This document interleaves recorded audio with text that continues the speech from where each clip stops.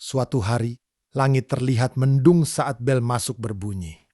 Aku melangkah dengan langkah berat menuju kelas, langkah yang bahkan terasa seperti beban. Sepatu yang kukenakan seolah berat, dan setiap tarikan napas hanya membuat dada semakin sesak. Di dalam tas, terselip sebuah pisau kecil yang aku sembunyikan dengan gelisah. Bukan untuk gagah-gagahan, bukan untuk menakut-nakuti siapapun. Dan apalagi melukai orang lain, aku sendiri bahkan tak sepenuhnya mengerti kenapa aku membawanya. Yang aku tahu hanya satu, kepalaku terlalu penuh, pikiranku terlalu bising, dan hatiku. Entah sudah seberapa rapuh saat itu. Hari-hari sebelumnya berjalan dengan begitu berat. Tugasku menumpuk tanpa henti, seperti dinding yang terus bertambah tinggi setiap kali aku ingin memanjatnya. Aku mencoba tertawa bersama teman-teman, tapi tawa itu terasa hambar, palsu, dan semakin membuatku menyadari bahwa aku sebenarnya sendirian di tengah keramaian. Mereka mulai menjauh entah karena aku yang berubah, atau karena mereka yang memang tak lagi peduli. Satu demi satu aku merasa seperti kehilangan tempat di mana aku seharusnya merasa aman di sekolah. Aku ingat betul malam sebelum aku memutuskan membawa pisau itu. Aku duduk di meja belajarku, memandangi buku-buku yang belum kusentuh, dan mendengar suara pertengkaran kecil di ruang tamu. Orang tuaku sedang dalam masa sulit, masalah ekonomi yang tak pernah mereka bagi secara langsung, tapi aku bisa merasakannya. Aku menjadi pemuda yang serba salah. Di rumah aku seperti beban, di sekolah aku seperti bayangan. Aku ingin marah, tapi kepada siapa? Aku ingin menangis, tapi siapa yang mau mendengar? Dan di saat itulah, pikiran-pikiran aneh itu muncul. Kalau aku bawa pisau, mungkin mereka akan melihat aku berbeda. Pikirku. Kalau aku punya sesuatu yang bisa bikin orang berhenti menginjak harga diriku, mungkin mereka akan berhenti. Aku tidak berpikir panjang. Aku hanya merasa perlu membawa sesuatu yang bisa jadi pelarian meskipun aku tahu itu salah. Pisau itu aku ambil dari dapur, kecil, biasa dipakai untuk memotong buah. Tidak tajam seperti bayangan orang-orang, tapi cukup untuk membuat masalah jadi besar. Pagi itu, aku datang lebih awal, berharap tidak ada yang memeriksa tas. Tapi anehnya, aku malah merasa semua orang bisa melihat apa yang aku sembunyikan. Jantungku berdetak tidak karuan setiap kali ada guru yang melintas. Aku tidak bisa fokus belajar, bahkan tulisan di papan tulis terlihat seperti huruf-huruf yang berlari. Teman-temanku hanya bercanda seperti biasa, tapi aku merasa semua itu jauh dariku. Aku terasing, bukan karena mereka mengusirku, tapi karena aku sendiri sudah membangun dinding tinggi di sekelilingku. Ketika jam istirahat tiba, takdir seolah ingin membongkar semua yang aku rahasiakan. Ada pemeriksaan mendadak di kelas katanya karena belakangan ini sering terjadi kehilangan barang-barang kecil di sekolah. Guru memeriksa tas satu persatu. Aku berharap mereka akan melewatkanku, tapi tentu saja mereka tidak. Saat itu, waktu seolah berhenti ketika tangan guru menyentuh pisau yang kuselipkan di antara buku-buku. Aku hanya bisa terdiam, keringat dingin mengalir di punggungku, dan pandangan teman-temanku langsung berubah. Ada yang kaget, ada yang takut, bahkan ada yang langsung berbisik-bisik. Aku tidak berkata apa-apa, lidahku keluh. Semua alasan yang ingin kusampaikan tiba-tiba hilang. Yang tersisa hanya rasa bersalah yang menumpuk bersama rasa malu yang sulit dihapus. Saat itu, aku merasa seluruh sekolah sedang menatapku, meskipun mungkin hanya beberapa pasang mata. Dan untuk pertama kalinya, aku sadar bahwa satu keputusan kecil yang lahir dari keputusasaan bisa mengubah segalanya dalam sekejap. Setelah kejadian itu, aku dibawa ke ruang BK. Ruangan itu terasa hening, dingin, dan asing.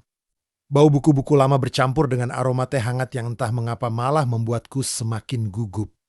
Di hadapanku ada Burina, guru BK yang selama ini hanya aku kenal dari kejauhan. Tatapannya tidak marah, tidak menghakimi. Justru seperti seseorang yang sedang mencoba mengurai benang kusut tanpa memutusnya. Aku ingin kamu bercerita, tidak perlu takut. Aku tidak akan langsung menghukummu, katanya dengan nada yang tenang. Aku menunduk, memainkan jariku yang berkeringat dingin.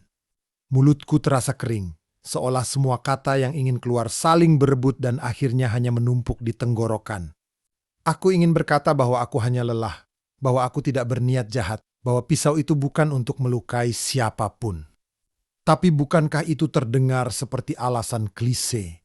Burina menatapku lagi. Kenapa kamu membawa pisau? Kamu tahu risikonya, kan? Pertanyaan itu seperti sebuah kunci yang membuka pintu yang sudah lama kukunci rapat-rapat. Aku tidak langsung menjawab. Aku menarik napas panjang dan tanpa sadar mataku memanas.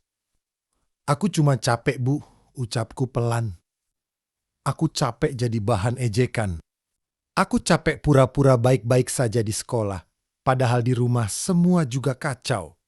Aku capek ngerasa kayak orang yang nggak pernah dianggap ada. Burina tidak memotong. Ia hanya mengangguk pelan, membiarkanku melanjutkan. Kata-kata yang selama ini kusimpan mulai mengalir satu persatu tentang teman-teman yang menjauh karena aku bukan siapa-siapa. Tentang tumpukan tugas yang membuatku tidak pernah bisa bernapas lega. Tentang rumah yang lebih sering diisi pertengkaran kecil daripada tawa. Pisau itu aku bawa bukan buat nyakitin orang, Bu, lanjutku. Aku cuma pengen orang berhenti seenaknya sama aku. Aku cuma pengen ngerasa aman. Ada keheningan setelah itu. Hanya terdengar detik jam dinding yang berjalan lambat. Burina lalu berkata dengan suara yang lebih lembut. Kamu tahu, membawa pisau tidak akan membuat orang berhenti menyakitimu. Justru itu bisa bikin kamu terluka lebih dalam. Atau bahkan melukai orang lain tanpa kamu mau. Kata-kata itu terasa seperti tamparan, tapi bukan tamparan yang menyakitkan, lebih seperti sebuah panggilan sadar. Aku mengangguk pelan. Untuk pertama kalinya dalam beberapa minggu terakhir, aku merasa didengar. Bukan dihakimi, bukan dipermalukan, hanya didengar. Hari itu, Burina tidak memberiku hukuman. Ia hanya berkata aku harus ikut konseling beberapa kali ke depan, dan aku tidak boleh membawa benda tajam lagi ke sekolah. Ia juga berjanji akan membantuku berbicara dengan guru-guru lain supaya aku tidak dipandang hanya dari satu kesalahan ini saja. Aku keluar dari ruangan itu dengan langkah yang masih berat, tapi ada sedikit rasa lega. Seolah beban yang kupikul tidak lagi sepenuhnya milikku sendiri. Tapi aku tahu ini belum selesai. Perjalanan untuk memperbaiki diri selalu lebih panjang daripada perjalanan menuju kesalahan. Hari-hari setelah kejadian itu tidaklah mudah. Aku tetap harus masuk sekolah, menatap mata-mata yang sudah lebih dulu memberi cap buruk padaku. Ada bisik-bisik setiap kali aku lewat. Ada tatapan curiga, ada juga yang pura-pura tidak kenal. Rasanya seperti berjalan di tengah lapangan luas dengan semua orang memandang dari jauh, tapi tidak ada yang berani mendekat. Namun, aku belajar satu hal, rasa malu itu tidak akan hilang kalau aku terus bersembunyi. Aku harus membuktikan, bukan dengan cara yang keras, tapi dengan cara yang benar. Aku mulai mengikuti konseling dengan Burina. Awalnya hanya duduk, mendengar, lalu sedikit demi sedikit aku belajar berbicara. Aku belajar bahwa luka yang kupendam selama ini bukanlah tanda kelemahan, justru keberanian dimulai ketika kita mau mengakuinya. Perlahan, aku juga mencoba mendekat lagi dengan teman-teman. Tidak semua menerima, ada yang masih sinis, ada yang menganggapku hanya cari perhatian. Tapi aku sadar, perubahan bukan tentang membuat semua orang suka, melainkan tentang jadi lebih baik dari diriku yang kemarin. Aku mulai ikut kegiatan di sekolah, membantu OSIS pas ada acara. Bahkan mulai mencoba berbagi cerita dengan teman sebangku yang dulu hanya aku anggap orang asing. Setiap langkah kecil itu terasa berat, seperti berjalan di lumpur. Tapi aku terus memaksa kaki ini untuk melangkah. Aku ingat pesan Burina saat konseling terakhir, kesalahan itu bukan akhir. Yang jadi akhir itu kalau kamu berhenti berusaha berubah. Kata-kata itu terus terngiang di kepalaku setiap kali aku merasa ingin menyerah. Pisau yang dulu kubawa itu sekarang jadi pengingat. Bukan pengingat untuk menakut-nakuti orang lain. Tapi pengingat bahwa aku pernah berada di titik paling rendah dalam hidupku. Dan aku tidak mau kembali ke sana lagi. Aku ingin suatu saat nanti, kalau ada teman yang terlihat murung atau tertekan seperti aku dulu, Aku bisa jadi orang yang mendekat dan bertanya, "Kamu baik-baik saja?" Kini aku mengerti, keberanian bukanlah soal siapa yang terlihat paling kuat di luar, siapa yang punya senjata, atau siapa yang paling ditakuti. Keberanian itu tentang mau mengakui kita sedang terluka, mau minta bantuan, dan mau berubah.